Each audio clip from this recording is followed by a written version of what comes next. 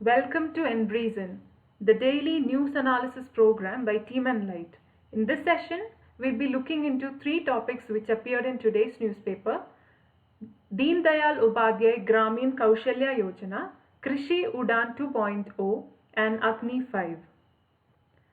The first topic, Deen Dayal Upadhyay Grameen Kaushalya Yojana.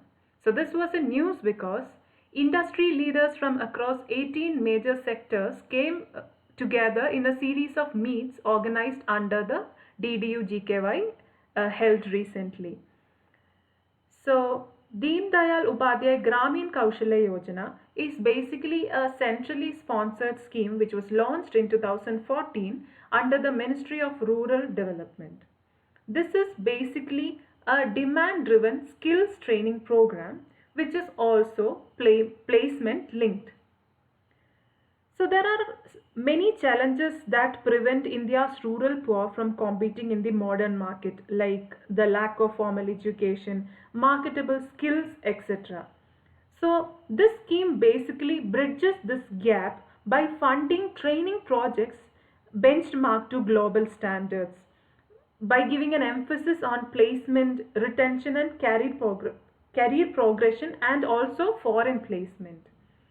So the beneficiaries of this scheme include rural youth who are between the age group of 15 and 35 years. It has also a relaxation for SC, ST, women and PWD students up to an age of 45 years. This scheme is part of the National Rural Livelihood Mission. So what this scheme basically does is it funds private education and skill training experts to start advanced, modern and well-equipped training centers. So they basically what they does is they fund a variety of skill training programs covering different sectors like retail, hospitality, health, construction, etc. So the only demand or the only mandate is that the skill training should be demand based and lead to placement of at least 75% of the trainees. In addition to giving these trade specific skills, these students will also be provided in employability and soft skills, functional English and functional information technology literacy, etc. So that the training can build cross-cutting essential skills. Okay. This scheme has a three-tier implementation model. There are three units to it: the national unit, the state unit, and the project implementing agencies. So at the national level, which is at the Ministry of Rural Development, it functions as a policy making and a technical support and facilitation agency, while the state unit provides for an implementation support, and it is at the project implementing agencies or PIAs which implement the program through skilling and placement projects. Now the benefits of a scheme like this includes that it enables poor and marginalized to access benefits, and that too at free of cost. And this is an inclusive program design. This has an inclusive program design, and this program shifts its focus from training to career progression. It's not just limited to giving training. It also focuses on the career progression. Also, it will enhance the capacity of the implementing partners, whoever is giving the skills or imparting these skills through various projects. Now this scheme might be an important topic from the government policies and interventions and welfare schemes under General Studies paper 2. Moving on, the next topic for discussion is Krishi UDAN 2.0. So this was in news because the Union Civil Aviation Minister recently released Krishi UDAN 2.0. Now this topic could be important from GS2 perspective under the transport and marketing of agriculture produce. Now the scheme, as you can see, is a scheme that was launched by the Ministry of Civil Aviation. So this is basically facilitating and incentivizing the movement of agri produce by air transportation. It is very evident from the name of the scheme itself. UDAN is a scheme which we already know, and when we add Krishi to it, we can somehow figure out that this has got something to do with air transport and also Krishi or agriculture. So what basically the scheme does is it basically transports agri produce through air. Okay. So now Krishi UDAN was a scheme that was launched in 2020 September. What that scheme basically did is the airport charges, like the airport charges for the air carriers, like parking charges, terminal navigational landing charges, etc., were waived off if the agricultural cargo is more than 50% of the total chargeable weight carried. Okay, now this has been revamped into Krishi UDAN 2.0. Now this one gives a full waiver at select airports. That means even if the agricultural cargo is less than 50% of the total chargeable weight carried. And the scheme also aims to create a hub and spoke model, and it's also aiming to create a cargo terminals in a phased manner in few of the airports. It will also encourage states to reduce sales tax to 1% of the on aviation turbine fuel. This Krishi UDAN 2.0 is going to have cargo related infrastructure in the airports of hilly, tribal and northeastern regions. Now, what is the benefit of a scheme like this? Of course, it will assist farmers to transport agricultural produce. It will also channelize the potential of Indian agriculture with the logistical help of civil aviation. Now, civil aviation will come in the help of Indian agriculture. This is expected to double the farmers' income, and it might also alleviate the waste of farm produce and increase its value.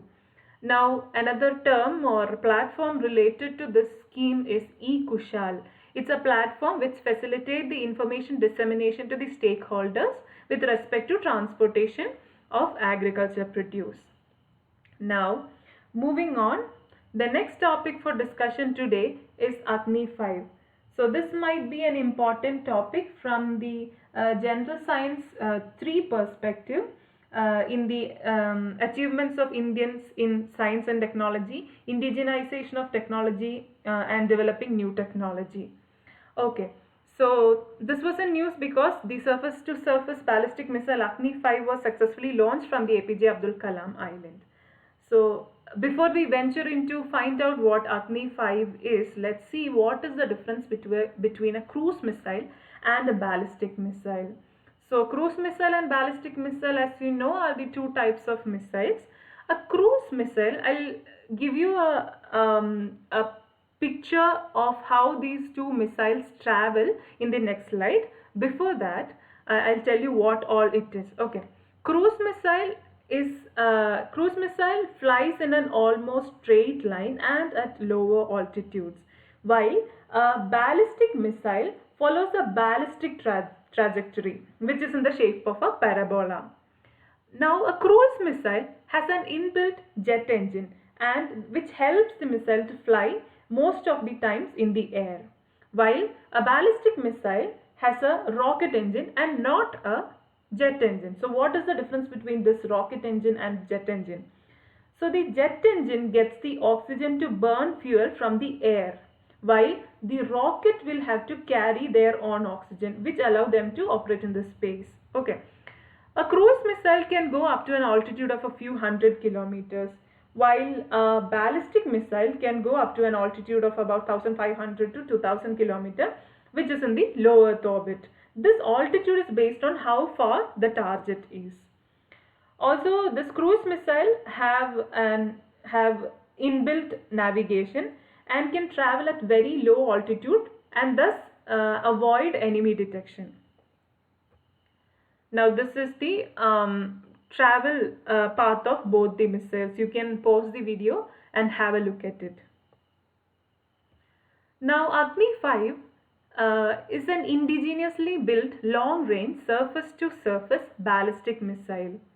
It is nuclear capable and is an intercontinental ballistic missile. So what is an intercontinental ballistic missile?